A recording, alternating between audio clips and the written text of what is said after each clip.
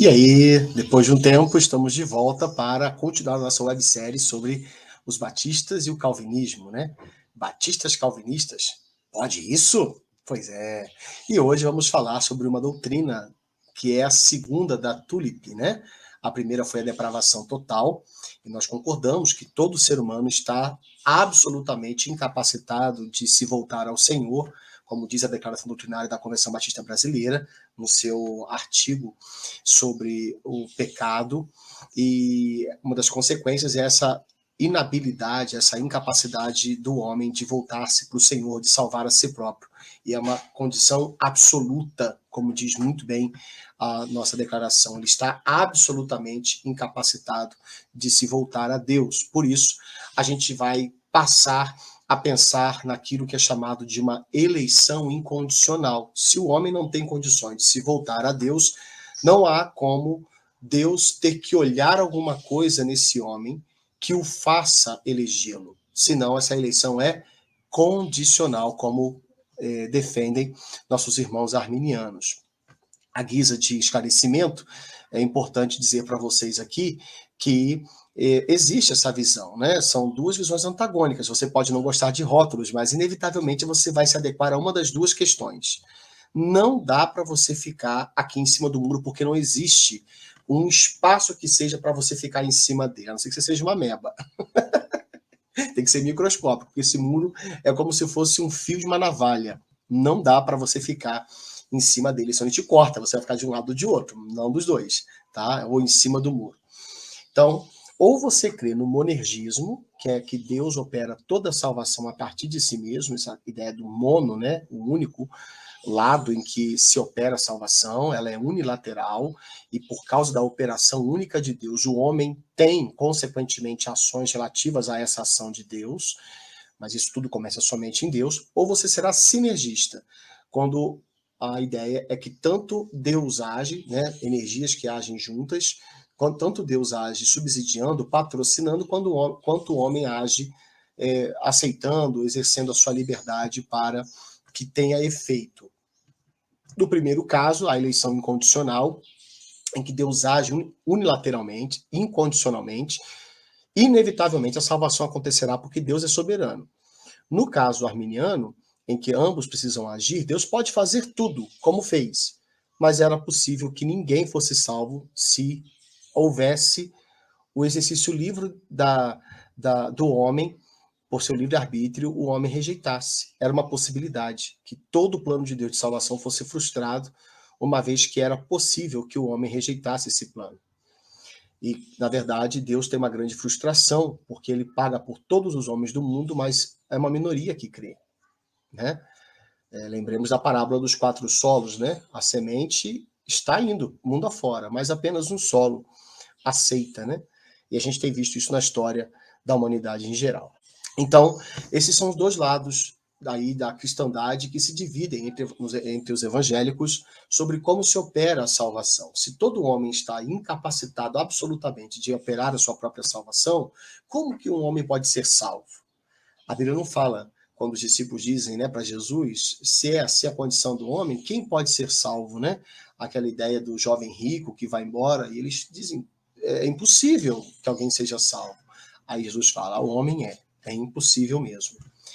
A Deus, porém, tudo é possível. Então, quando Deus quer, ele de fato salva, ele não possibilita, ele realiza a salvação. Essa é a tese que eu quero defender aqui, como aquilo que os calvinistas, em especial, sistematizaram, mas que, obviamente, para nós é uma doutrina bíblica que antecede em muito Calvino, inclusive. Tá bom? Bom, para começar, o mais importante aqui é o seguinte, a Bíblia fala de uma eleição dos salvos feita por Deus desde a eternidade? Aqui todo mundo concorda que sim, ainda que discordemos de como ele elege, quais são as suas motivações, o que leva Deus a escolher um povo para si, é indiscutível que a Bíblia fale desse assunto. Por exemplo, nós podemos olhar primeiro para Abraão e sua descendência, né? Lá em Deuteronômio capítulo 7, versos 6 a 8, diz assim, porque vocês são um povo santo para o Senhor, seu Deus. O Senhor, seu Deus, os escolheu para que de todos os povos que há sobre a terra, vocês fossem o seu povo próprio. O Senhor os amou e os escolheu não porque vocês eram mais numerosos do que os outros povos, pois vocês eram o menor de todos os povos, né? Não havia nada nesse povo que atraísse o Senhor, senão apenas, vocês viram ali, por que Deus escolheu? E porque o Senhor os amou e os escolheu e ponto. Ele teve uma prévia intimidade. Ele se ofereceu em amor para aquele povo. Ele os escolheu dentre os povos da terra. Isso é muito evidente. Deus não chega para Abraão e fala assim: Abraão, o que você acha? Tem um plano aqui, eu quero salvar um povo. Eu tenho várias opções, mas eu queria ver quem vai aceitar.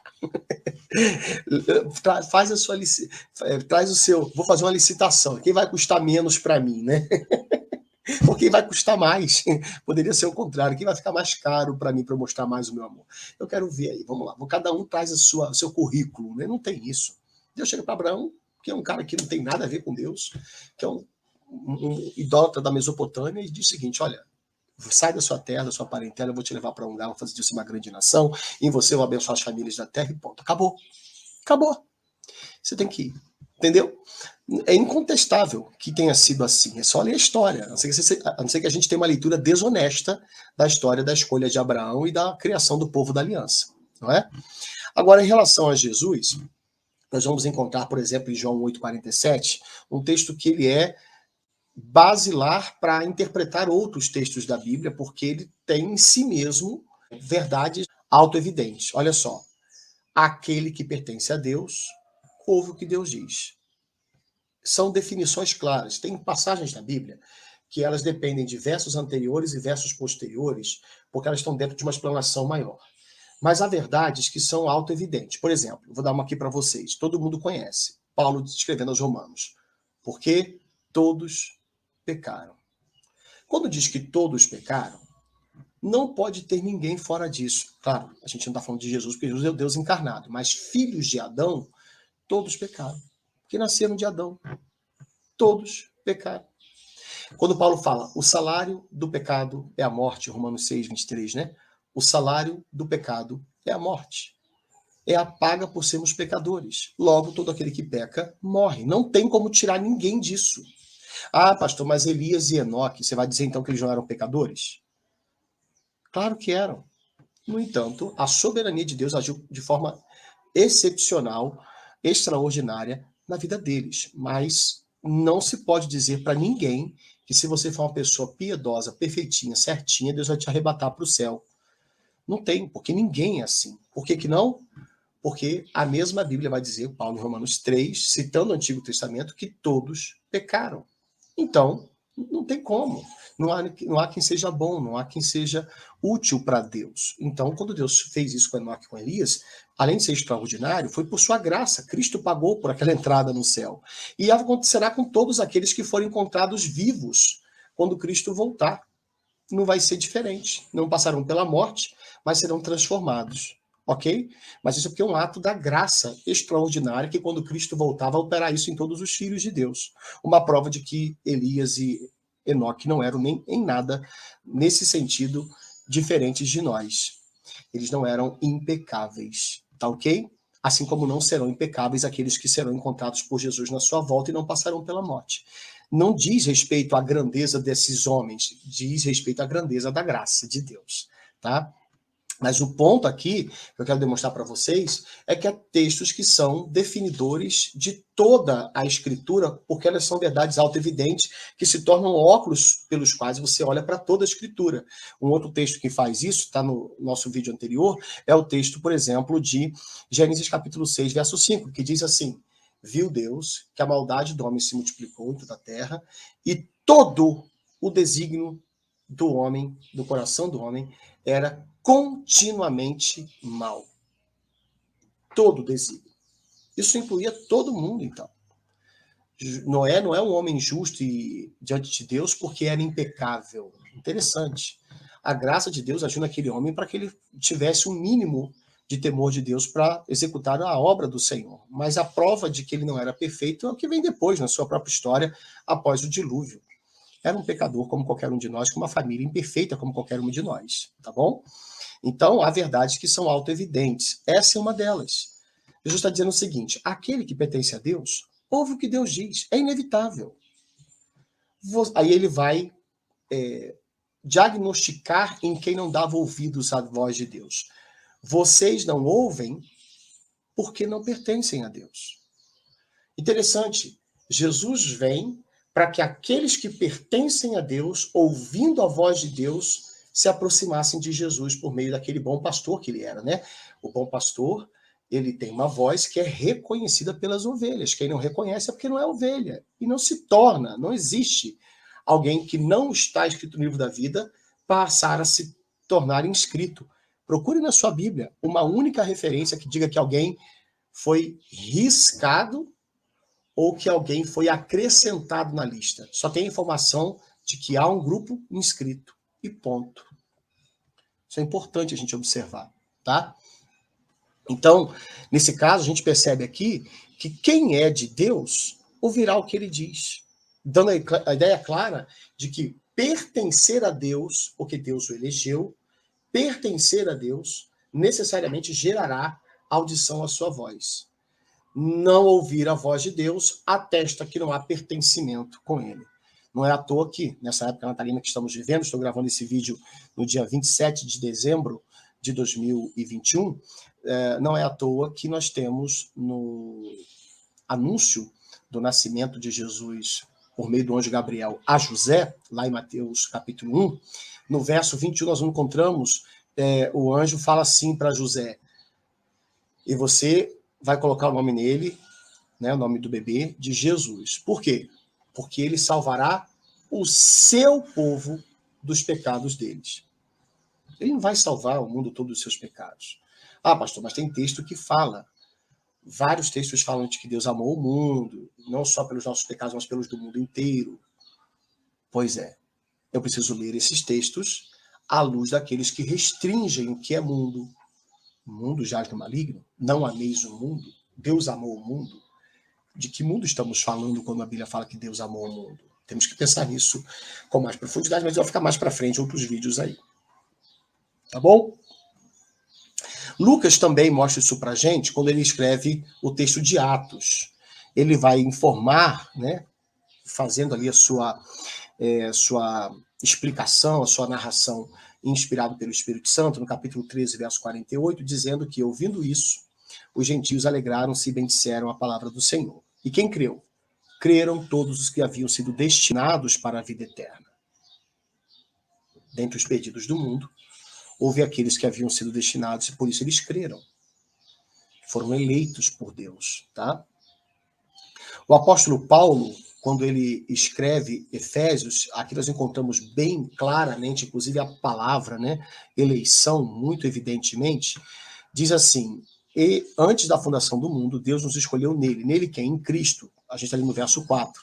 O verso 3 fala aquela coisa linda, né, que é aquela abertura da carta, depois do cumprimento de Paulo, ali, da saudação dele. Ele fala, bendito Deus e Pai de nosso Senhor Jesus Cristo, que nos tem abençoado com toda sorte de bênção espiritual nas regiões celestiais em Cristo.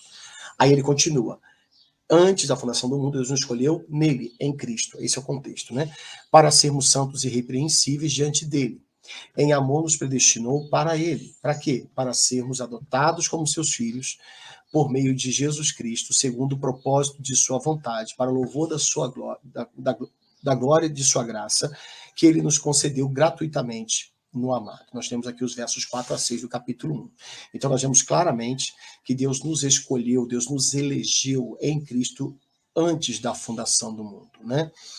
Por isso que não faz sentido alguém pensar que Deus escolheria alguém que não estivesse em consonância com a sua soberania. Não pode haver alguém na história que mude de ideia, né? E que deixe de ser um eleito, ou que passe a ser um eleito a partir de uma decisão histórica. Isso está lá atrás, antes da fundação do mundo. Tá? Um texto ainda mais claro em Paulo, que é inconteste, e permita-me já antecipar aqui, que alguns costumam usá-lo para falar da etnia, como aconteceu com Abraão lá em Gênesis, quando Deus cria a nação de Israel, a etnia israelita. Só que esse texto vai mostrar para a gente que isso não faz o menor sentido. É uma forçação de barra terrível dos meus queridos e amados irmãos arminianos, quando dão a ideia de que essa eleição a que Paulo se refere é a eleição de uma nação étnica e não de indivíduos. Vamos ver o que o texto tem a dizer? Olha lá. Todavia, antes que os gêmeos nascessem ou fizessem qualquer coisa boa ou má, gêmeos filhos de quem? Filhos de Rebeca, esposa de Isaac, né? Os gêmeos aqui são Esaú e Jacó. Então, lendo de novo, todavia, antes que os gêmeos nascessem ou fizessem qualquer coisa boa ou má, a fim de que o propósito de Deus, conforme a eleição, permanecesse, não por obras, mas por aquele que chama, foi dito a ela. A ela quem? Rebeca. O mais velho servirá ao mais novo, como está escrito, amei Jacó, mas rejeitei Esaú. E então, que diremos? Acaso Deus é injusto? De maneira nenhuma. Deixa eu fazer uma pausa aqui. Como é que eu sei que eu estou no caminho certo no entendimento da eleição? O pastor John Piper, uma vez, ele fez uma argumentação semelhante a essa, quando ele diz o seguinte: como você pode saber se você está pregando o evangelho de forma correta, fiel? Basta que você perceba a reação das pessoas quando você prega. E o próprio Paulo dá isso em Romanos 6. Quando termina Romanos 5, ele fala porque aonde abundou o pecado, superabundou a graça, né? Aí, nossa, essa coisa é fantástica, é linda demais, né? Verso final de Coríntios 5 é aquele que não conheceu o pecado, Deus o fez pecado por nós, para que nele fôssemos feitos justiça de Deus, né? Que é o verso final. Aí o capítulo 6 de Romanos, eu citei 2 Coríntios capítulo 5, parte final, e lá em Romanos capítulo 5, pertinho do final, diz lá que é onde abundou o pecado, superabundou a graça, Deus fez tudo em Cristo, tal como também citei em Coríntios. Mas aí em Romanos 6, você encontra Paulo dizendo assim, mas o que vamos dizer então? Que a gente pode pecar mais para que a graça fique ainda mais evidente? John Piper argumenta da seguinte forma: se eu preguei o evangelho corretamente, deve haver uma santa crise em quem ouviu, dizendo assim, mas então é muito fácil, eu posso pecar mais e ficar à vontade porque ele fez tudo? Esse tipo de questionamento, ainda que ele esteja necessitando de uma resposta que o negue, é o que Paulo fala, de maneira nenhuma, nós vamos viver para o pecado se nós morremos para ele, mas ele é o caminho de que a pessoa está entendendo que não tem nada nela mesmo, não. Está tudo em Cristo. Assim também, esse texto aqui me mostra que como que eu sei que eu estou no caminho certo quanto à eleição? Quando ele traz essa crise. Que diremos? Acaso Deus é injusto? E a maior parte dos meus irmãos arminianos falam justamente isso. Mas isso é injustiça de Deus. Escolher um e não escolher o outro. Né? Aí Paulo fala, de maneira nenhuma. Quando eu sei que eu estou correto, eu me percebo na mesma sequência de narrativa ou da sequência de explicação, né, elucidativa de Paulo aqui. Muito bem. Então, eu sei que eu estou no caminho certo de entender a eleição quando eu tenho um senso humano, por minha limitação, de que há uma certa injustiça nisso. Mas aí ele explica, de maneira nenhuma, pois ele diz a Moisés. O que ele diz a Moisés? Terei misericórdia de quem eu quiser ter misericórdia e terei compaixão de quem eu quiser ter compaixão. Portanto, isso não depende do desejo ou do esforço humano, mas da misericórdia de Deus. Pois a Escritura diz ao faraó, eu o levantei exatamente com este propósito, mostrar em você o meu poder e para que o meu nome seja proclamado em toda a terra. Portanto, Deus tem misericórdia de quem ele quer e endurece a quem ele quer. Então, a resposta de Paulo à suposta injustiça de Deus é que Deus é soberano. Isso é muito importante a gente observar.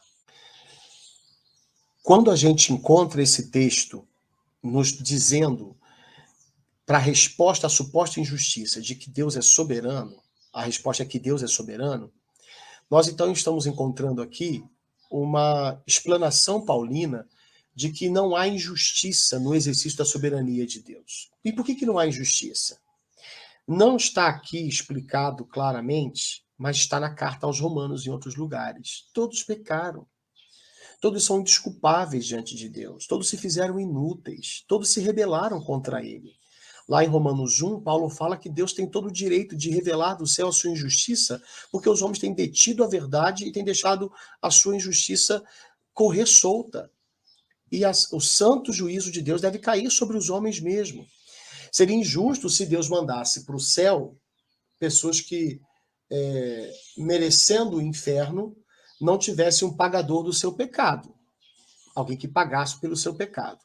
Ou seria injusto se Deus mandasse para o inferno pessoas que fossem totalmente santas em si mesmas e merecedoras do céu, e elas fossem enviadas para o inferno. Só que não há ninguém que mereça o céu. E todos merecem o inferno.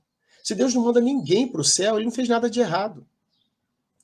Se Deus não manda ninguém para o céu, Jesus tem toda a condição de orar no Getsêmani, sim, que o Pai tinha tudo como sendo-lhe possível, inclusive passar dele o cálice. Por quê? Porque a obrigação de Deus no seu caráter, diante do que o homem fez, diante do que ele viu no homem, se há alguma coisa que Deus viu no homem, isso poderia determinar alguma ação de Deus, é a santa ira de Deus, porque o homem pecou, e o homem é moralmente responsável pelos seus pecados, logo ele deve ser punido, e a alma que pecar, essa morrerá. No entanto, a vontade de Deus é também revelar o seu amor.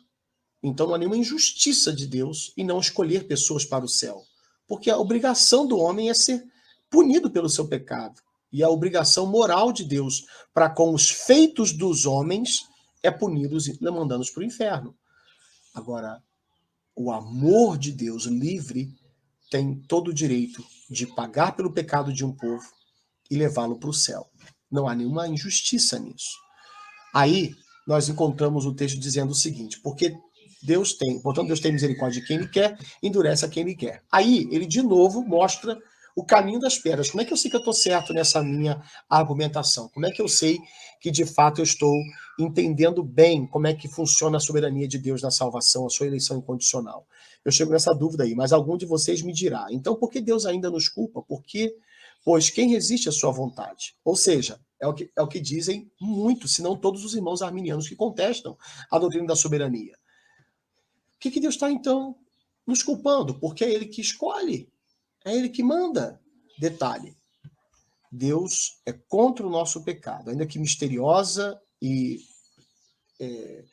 imensuravelmente grande seja revelado na Bíblia, que Deus também se utiliza dos atos maus dos homens para revelar seus planos eternos, sem se sujar no pecado. Né? Vejamos aí Atos 4, por exemplo, mostrando que a maldade daquele insurgimento contra Jesus Cristo, quando Herodes, Pilatos, os judeus e os gentios se levantaram contra Jesus, o que diz o texto? Eles só fizeram isso para fazer tudo o que o propósito do Senhor havia determinado que acontecesse. Só sei que está assim, me consola saber que Deus domina até sobre os atos responsáveis e que trarão condenação para os homens que fazem o mal. Tá bom? Mas o fato aqui é que quando alguém fala assim, então, por que Deus ainda nos culpa? Por que Deus faz isso com a gente? Né? Ele faz isso com a gente porque ele pode. Ele pode pegar massa de podres no pecado que iriam todos para o inferno e escolher para ele uma parte para fazer vasos de honra. Quando alguém está no caminho de me perguntar que Deus está sendo... Como é que Deus então julga porque é ele quem dirige? Eu estou então no caminho certo, porque é o que fizeram com Paulo, na suposição que ele tinha diante da mentalidade que as pessoas costumam apresentar quando ouvem sobre essa soberania na eleição incondicional. Aí Paulo responde como? Não, você entendeu errado. Não, é isso mesmo. Quem é você, porém, ó homem, para questionar a Deus? Mas quem é você, né? Esse mais é o mesmo que porém. Acaso aquilo que é formado pode dizer a quem o formou, por que me fizeste assim? O oleiro não tem direito de fazer do mesmo barro um vaso para fins nobres e outro para uso desonroso? E se Deus, querendo mostrar a sua ira e tornar conhecido o seu poder, suportou com grande paciência os vasos de sua ira, preparados para a destruição? Preparados por ele? Não, preparados pelo seu próprio pecado. Ok? E aí ele suporta com paciência, não manda para o inferno imediatamente, ele quer usá-los. E dentre esses ele vai fazer o quê?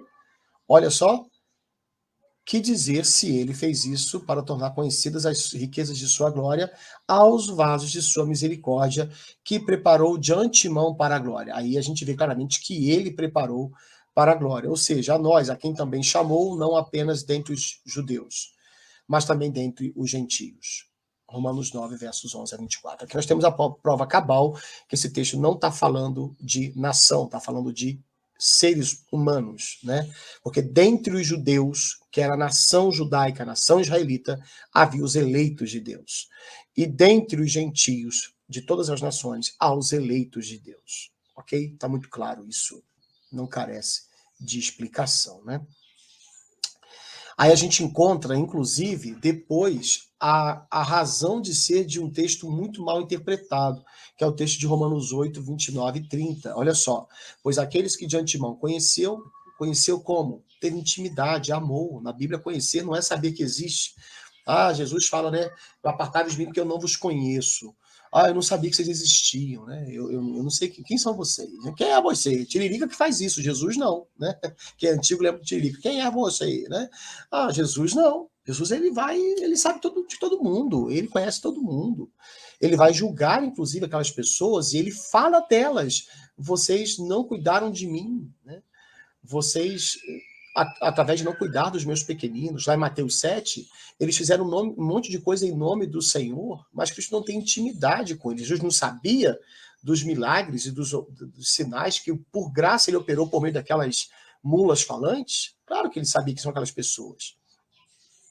No Apocalipse, é porque Deus conhece as obras dos ímpios, é que eles serão condenados. Então, conhecer ali não significa não ter ciência, mas não ter intimidade, assim como também aqui.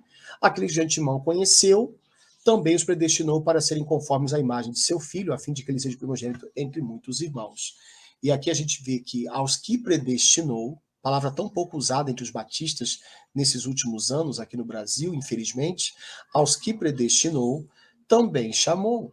E a esses mesmos que ele predestinou e também chamou, ele também justificou. E aos que ele predestinou, chamou e justificou, ele também glorificou. Ou seja, ninguém aqui é acrescentado depois do que Deus predestinou. Ninguém é tirado. Todos os que foram predestinados chegaram à justificação e também à glorificação, que ainda está em curso, né? Ela se consumará quando Cristo voltar. Bom, isso é o que nós cremos sobre eleição incondicional. Não tem nada no homem que fundamente isso, tá? Que possa fazer com que Deus, de antemão, possa ter escolhido esses homens. Aliás, eu quero aqui ler para vocês um comentário de John Hendricks, muito interessante, sobre essa questão. O teólogo vai dizer o seguinte, olha só, ninguém poderia argumentar consistentemente que Deus previu aqueles que creriam e seriam salvos e também pregar que Deus está tentando salvar todo mundo. Captaram o argumento dele? Muito bom. Ó. Ninguém poderia argumentar consistentemente que Deus previu aqueles que creriam e seriam salvos e também a pessoa pregar que Deus está tentando salvar todo mundo. Não faz o menor sentido alguém querer ler, por exemplo, 1 Timóteo, vamos daqui a pouco argumentar sobre ele, capítulo 2, que a vontade de Deus é que todo homem se salve, e aí está trabalhando para isso, sendo que alguém crê que Deus previu quem ia crer, e ele não vai salvar ninguém que ele já previu que não vai crer. Então ele não pode desejar a salvação dessas pessoas, porque elas já estava previsto que nunca aceitariam. Pior, como é que Deus pode dar o seu filho para morrer por essas pessoas? Não faz o menor sentido isso. Como é que ele poderia dar para pagar, para jogar dinheiro fora, entre aspas, né? Você paga por quem você não vai comprar, por quem você sabe que vai rejeitar? Não faz sentido, entende? E aí ele continua, se Deus sabe quem será salvo, então seria um absurdo ele acreditar que mais pessoas podem ser salvas que aquelas que ele previamente sabia que o escolheriam. Seria inconsistente afirmar que Deus está tentando fazer alguma coisa que ele já sabia que nunca aconteceria. Não faz sentido. Da mesma forma, ninguém pode consistentemente dizer que Deus previu aqueles que seriam salvos e em seguida ensinar que o Espírito Santo faz tudo o que pode para salvar todos os homens do mundo. Não faz sentido que o convencimento do pecado, da justiça e do juízo é para todos os seres individualmente, se Deus já previamente sabe aqueles que não crerão. Então não faz sentido enviar seu Espírito para falar ao coração de quem não vai crer, né? Por este sistema, o Espírito Santo estaria perdendo tempo e esforço na tentativa de converter um homem que ele sabia desde o princípio que não o escolheria. Perceberam aí? Isso é muito interessante. Eu não coloquei para vocês a referência, só um instantinho. Essa referência, tá? Se você quiser dar uma pausa, você copia esse link, tá bom? E esse é o texto completo de John Hendricks que fala desse assunto, tá bom? Muito legal a argumentação do nosso irmão. Muito bem, então, seguindo um pouco mais adiante aí, como que a gente pode... e tem mais uma questão importante aqui, antes disso. Como conciliar a ideia Como conciliar também a ideia da eleição com base na presciência de Deus, com Mateus 11, 21? Porque lá está escrito: ai de você, Corazim, ai de você, Betsaida, porque se em Tiro e em Sidom se tivessem operado os milagres que foram feitos em vocês, há muito elas teriam se arrependido com pano de saco e cinza. Gente, se você ler no Antigo Testamento as profecias de destruição para Tiro e Sidom, a coisa é assustadora. Dá uma olhadinha lá nos profetas do Antigo Testamento e você vai ver isso. E aqui está dizendo que Corazim e Betsaida recebem esses ais, né? Essas acusações, esse veredito de condenação, porque receberam luz para crer e não quiseram crer. Só que aí o texto, de forma categórica, muito clara, na boca de Jesus, diz o seguinte: se em Tiro e em Sidom se tivessem operado os milagres que foram feitos em vocês, há muito que elas teriam se arrependido. Gente, o texto não está dizendo que há muito elas poderiam ter se arrependido, como aquilo que os arminianos defendem, ser uma possibilidade. Se a pessoa aceitar, ela aceita porque Deus abriu a porta para a possibilidade de aceitar para todo mundo igualmente. E ele previu quem iria aceitar e ele os elege. Então ele teria que ter eleito Tiro e Sidom, mas aí ele não faz os milagres de lá, eles não podem crer, porque Deus, apesar de eu saber que eles creriam, eles não creram, porque não receberam luz para isso. Então a culpa da perdição deles é de Deus, né?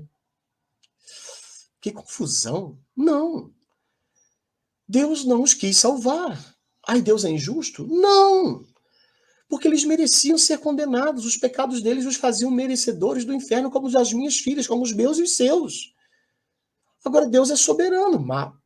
Paulo, em Romanos, capítulo 9, nós lemos. E ele tem o direito de não querer salvar todo mundo. Eu não sei porquê, eu não sei explicar, está no desígnio da soberania e da insondável sabedoria de Deus, mas ele não escolheu salvá-los.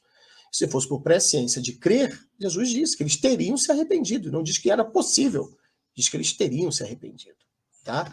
Não dá para conciliar essa ideia da eleição com base na presciência com texto claro como esse, tá bom?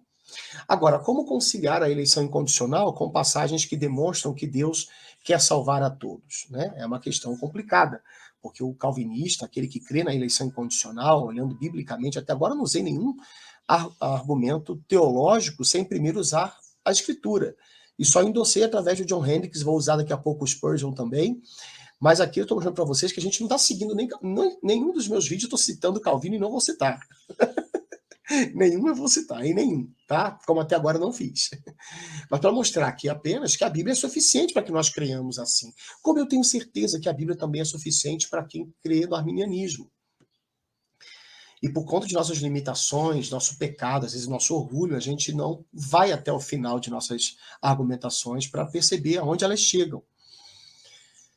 Mas a gente ora uns pelos outros para que Deus dê luz e que nós cheguemos a uma melhor conclusão ainda em vida. Se não chegarmos, que a graça, que é suficiente, nos salve para que no céu possamos rir uns dos outros e perceber aonde estávamos errados, como Calvino e Armínio, como John Wesley e Whitefield estão juntos na glória e eram opositores contra essa doutrina também, ok? Então, o ponto aqui é que, de fato, há passagens que aparentemente batem de frente com aquilo que nós estamos falando. E quais são elas? Por exemplo, essa aqui é uma muito usada, né? Eu não tenho prazer na morte de ninguém, diz o Senhor Deus, portanto, convertam-se e vivam. Ezequiel 18, 32. Ora, será que esse texto está dizendo que Deus tem o desejo de que todos os seres humanos se convertam e vivam? Pois é um sério problema argumentar assim, porque, na verdade, deixa eu só colocar uma coisa aqui de uma vez aberta. É muito estranho fazer essa argumentação, porque, na verdade, esse texto não é dirigido à humanidade. Ezequiel aqui está falando, desde o início do texto, sobre a crise dos israelitas, povo da aliança, de estarem colhendo o pecado, o fruto do pecado, a consequência do pecado dos seus antecessores.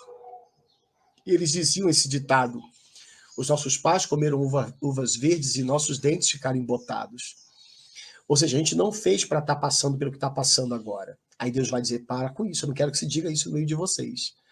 porque a alma que pecar, essa morrerá. O filho não vai levar o pecado do pai, nem o pai o pecado do filho. Uma clara declaração contra a maldição hereditária, uma doutrina totalmente distorcida e antibíblica.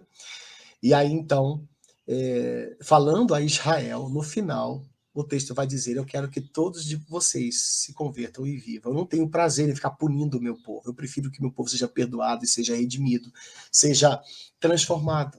É ruim pai disciplinar filho. É chato a gente ter que dar uma varada, né, um castigo. A gente quer que ele aproveite a vida e não desperdice a vida. É só isso. Não está falando para o mundo como um todo, tá? Outro texto muito mal utilizado é de 1 Timóteo, capítulo 2, versos 3 e 4. Isto é bom e aceitável diante de Deus, nosso Salvador, que deseja que todos sejam salvos e cheguem ao arrependimento, ao pleno conhecimento da verdade. Todos quem? Todos quem? Todos os seres humanos indistintamente? Bom, se for, primeiro, Deus não tem todos os seus desejos efetivados, executados, e seus planos podem sim ser frustrados. Seria uma contradição bíblica. Segundo, o contexto do texto fala para a gente orar por todos os homens, em todos os lugares, especialmente pelos que estão investidos de autoridade, todos os reis, para que vivamos vida mansa e tranquila. E nessa vida mansa e tranquila nas nações, haja oportunidade de que todos os homens sejam salvos. É muito evidente que o texto está falando de etnias e nações, por causa dos seus reis. Deus tem o desejo de que todos, de todos os lugares, essa é a ideia. Haverá na grande multidão gente de todo povo, tribo, língua e nação. Então, nós precisamos orar para que em todos os lugares, em todos os reinos, haja convertidos. É isso, não está falando de cada indivíduo também. O contexto do texto dá o sentido do texto. Nós temos outro, que é o de Tito 2, verso 11, que fala que a graça de Deus se manifestou trazendo salvação a todos.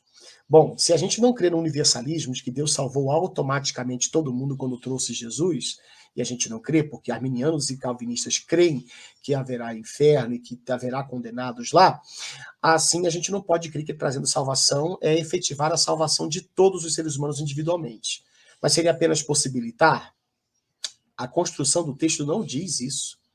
Diz que se manifestou trazendo salvação, deu salvação, não o possibilitou. Então, a gente olha para o contexto.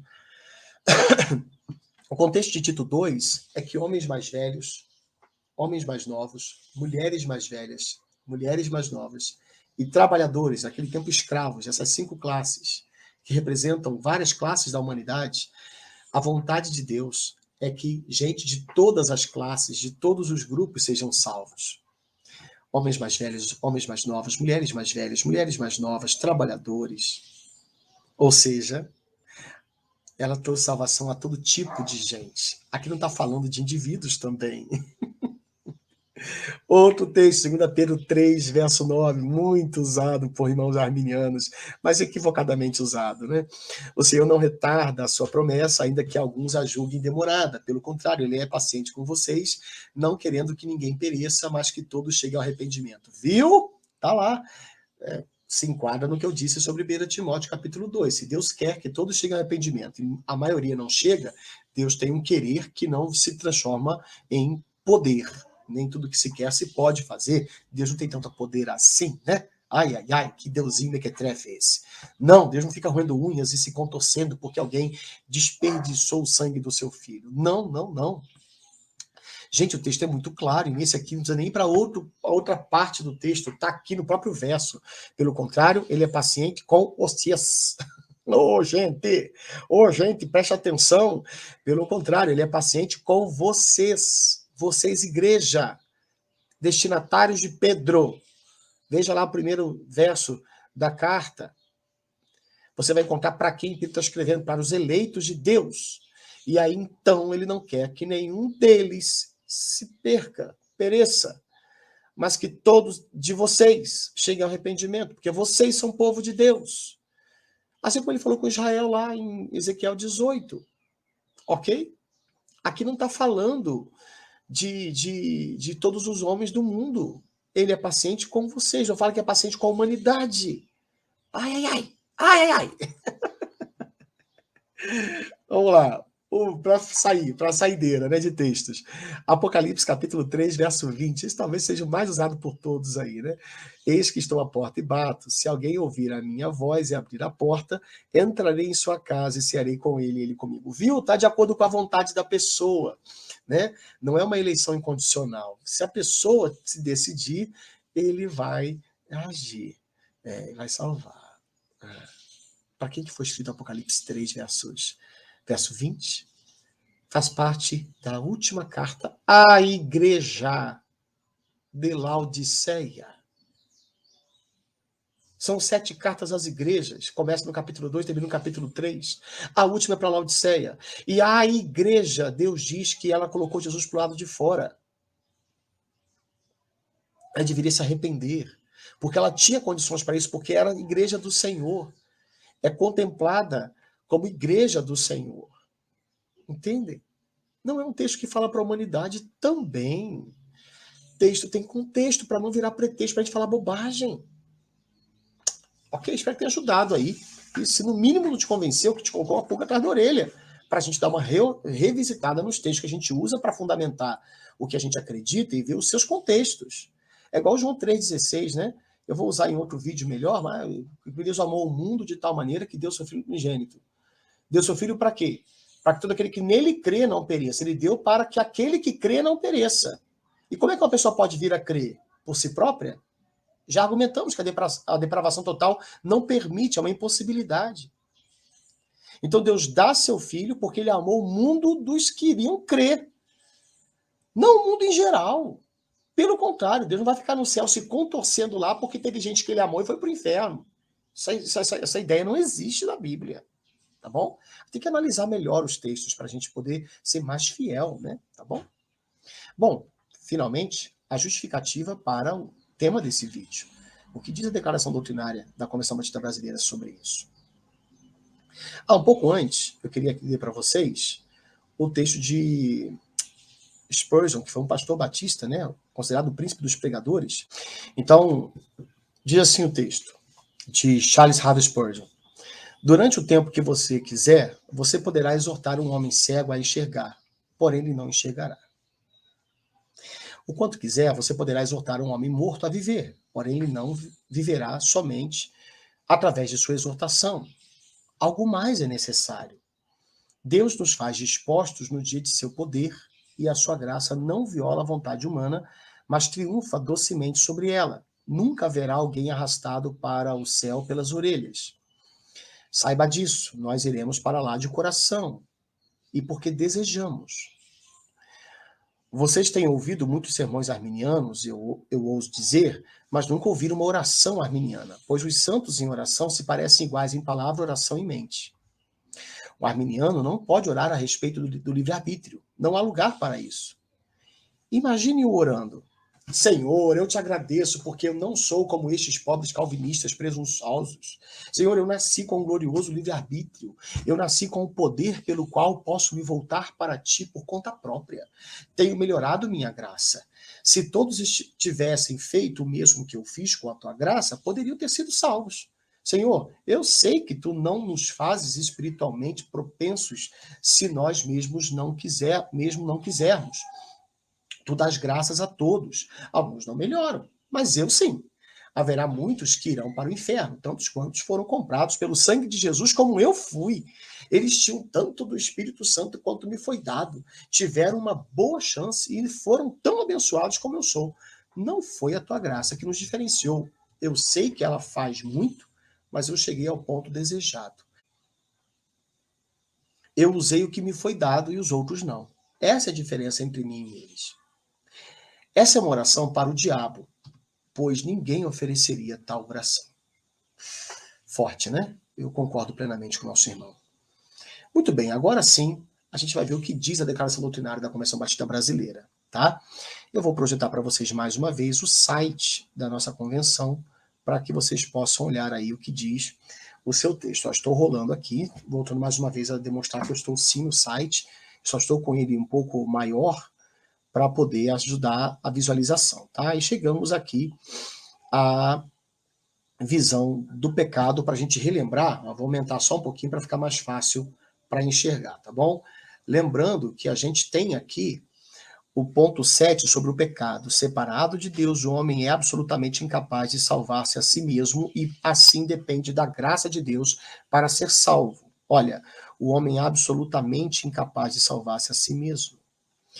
O homem é incapaz, mas ele é absolutamente. O advérbio intensificando o verbo. Ele é absolutamente. Não tem nada nele que possa incliná-lo à sua própria salvação. Por isso que não existe essa ideia de que Deus viu alguém antes de ser salvo, ouvindo sobre a salvação, passando a desejar a salvação por si mesmo, e aí então ele os elege. E aí, assim, a gente pode fazer uma leitura mais coerente com a ideia da eleição que aparece para a gente aqui na própria declaração. Olha o que diz aqui. Eleição é a escolha feita por Deus em Cristo desde a eternidade de pessoas para a vida eterna, não por qualquer mérito, mas segundo a riqueza da sua graça. Tranquilo, li aqui, ó. Perfeito, agora é esse. Antes da criação do mundo, Deus, no exercício da sua soberania divina e à luz de sua presciência de todas as coisas, elegeu, chamou, predestinou, justificou e glorificou aqueles que no decorrer dos tempos aceitariam livremente o dom da salvação. Isso é fato. Isso é fato, tá certinho. Até porque ele o faz gerando a liberdade para que eles aceitassem livremente o dom da salvação. Nós não cremos que ninguém vá para o céu, como a gente já viu aqui, com as orelhas sendo puxadas, né? Para que então as pessoas pudessem assim chegar lá. As pessoas vão de livre vontade. Mas elas vão de livre vontade porque Deus lhes dá essa livre vontade. E não porque elas sejam em si mesmas capazes de escolher. Elas estão absolutamente incapazes de serem salvas. Então não tem como elas escolherem as coisas de Deus, elas são inimigas de Deus. Há de se ter uma obra no coração que as liberte dessa escravidão e aí elas se tornem livres para, como vivas, regeneradas pelo Espírito, possam exercer a sua liberdade de crer, de ter fé. Por isso que essas coisas são fruto da eleição de Deus e não causa. Tá bom? Muito legal a gente ver como que a declaração é bem mais bem elaborada do que a gente costuma pensar. Ela tem um contexto muito mais lógico, ok? E aí, essas pessoas, obviamente, que foram vistas por Deus, porque Deus sabe o futuro, justamente porque ele dirige o futuro. Então tá tudo certinho, né? Aí, o ponto 2 diz o seguinte: ainda que baseada na soberania de Deus, essa eleição está em perfeita consonância com o livre-arbítrio de cada um e de todos os homens. Certinho, já expliquei. Tem a ver com que aceitariam livremente o dom da salvação, né? Essa frasezinha aqui tem a ver com essa que está aqui. Ainda que baseada na soberania de Deus, essa eleição está em perfeita consonância com o livre-arbítrio de cada um e de todos os homens. Ou seja, todos os homens que seriam alvos da graça de Deus e teriam sua vida regenerada para que então pudessem exercer a fé, cada um desses que formam esse todo de Deus fariam a sua escolha livremente. Esse livre-arbítrio é dado a essas pessoas. Elas têm condições de crer. Tá? Aqui, cada um e todos os homens não se refere a cada indivíduo do mundo, mas a cada indivíduo do povo eleito, já que os homens naturalmente são incapazes absolutamente de crerem, de se salvarem. Tá? Por isso que esse exercício é necessário que Deus, sendo soberano na escolha, dê a todos e a cada um desses eleitos o livre-arbítrio, porque ninguém vai para o céu de orelha vermelha. Tá certinho, muito bom isso. A salvação do crente é eterna, os salvos perseveram em Cristo, estão guardados pelo poder de Deus. Aqui vai aparecer para a gente aquela ideia da segurança eterna dos crentes, que não é o nosso ponto hoje, mas já deu para perceber aqui que não há nenhuma incongruência, nenhuma incompatibilidade, nenhum tipo de contradição ou oposição entre a doutrina calvinista e a doutrina da nossa Convenção Batista Brasileira. Por isso que nenhum calvinista tem que entrar em crise e nenhum arminiano tem que perseguir, maltratar, demonizar, tornar herege aquele que é calvinista. Nem vice-versa, porque ela também permite a leitura diferente. E não há um documento batista que diga qual é a interpretação mais correta. Até que ele exista, respeitemo-nos e conversemos com uma boa xícara de café. Não é? Muito bem, espero ter ajudado vocês nessa interlocução, quase 1 hora de vídeo já, peço perdão pelo tempo, mas acredito que ajudou muita gente. a entender que a eleição incondicional está compatível com a nossa declaração doutrinária da Convenção Batista Brasileira, e acima disso, porque essa declaração já foi mudada e será mudada, está em curso aí uma comissão que está estudando uma reforma dela, declaração nenhuma é revelada, né? Tem gente que fica em crise quando a gente fala que a gente discorda de algum ponto dela. Pode discordar. E isso não te faz alguém que é contrário. Deixa eu explicar. Como é que é isso? A transição de uma reforma requer que antes dela ser votada e aplicada, haja quem seja contrário a algum ponto, que perceba que ela precisa ser melhorada. Senão, nenhum dos batistas de hoje seriam de fato batistas, todo mundo traíra, porque até 1986 era usada a Confissão de Fé de New Hampshire, que começou a ser estudado antes, cerca de 3, 4 anos antes, uma reforma, e mudou-se a sua redação. Então esses irmãos foram todos traíras? Claro que não. É um processo natural. Pode ser que ela seja melhorada, espero que seja. Mas como ela está hoje, ela sim comporta a visão calvinista sem qualquer problema. Beijo para vocês. Um forte abraço. Quero me dizer até o próximo vídeo. Tchau.